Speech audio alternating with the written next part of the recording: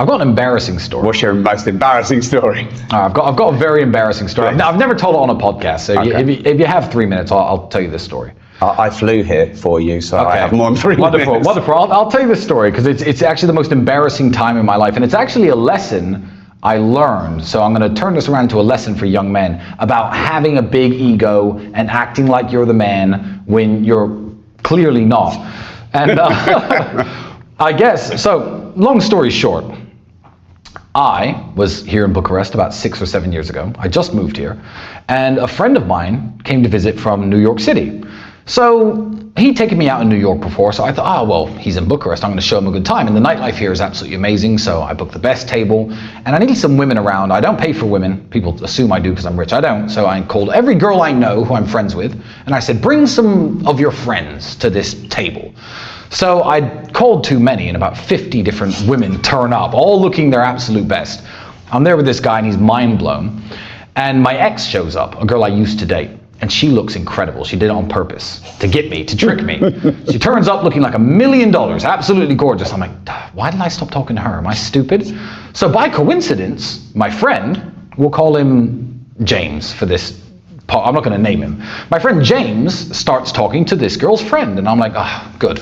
Boom, done deal. He likes her friend, I'm gonna get back with her, everything's gonna work out perfectly fine. So because I had people visiting my house, I decided to go to a hotel, to get a hotel room for me and my girlfriend, my ex-girlfriend, and a hotel room for them too, and we'd stay there tonight and get back to my house in the morning. So here's where, you know the Bible said, pride cometh before the fall. So I thought I was the man. I turn up at this hotel, beautiful woman on my arm, and the guy, I mean, a little bit rude, gives me this piece of paper for tourists to fill out. It's some English language piece of paper for the government to measure tourism information. I was like, bro, I live here. I speak your language, I live here, I don't need to fill that out, I'm not a tourist. He goes, do you have a Romanian passport? I said, no. He goes, you have to fill it in. I said, bro, just give me the rooms, here's the money, let's go. No, you can't have the rooms until you and him fill these in. So I'm like, oh, for fuck's sake. So I thought I was the man at this point. I said, all right, get the pen, name, Captain Dickhead.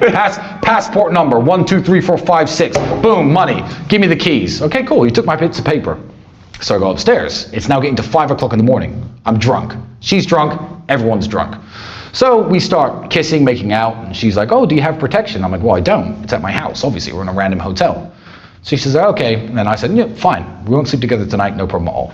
So we sit there talking for another 2 hours. It gets to about 6:30 in the morning. We drank everything in the minibar, from the Romanian palinka to the whiskey to the vodka. So she starts climbing on top of me, kissing me again, taking my shirt off, this kind of stuff. And we get down to like, I'm in my underwear, and she's like, do you have protection? I'm like, but you know I don't.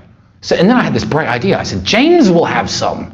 I know James will have some. So I run out of the hotel room in my underwear, go into the hallway, walk down the hallway, knock on James's door, who's an American, and I hear a Romanian man say, who's that knocking on the door? So I run around the corner, terrified, because I think I'm going to call him in my underwear.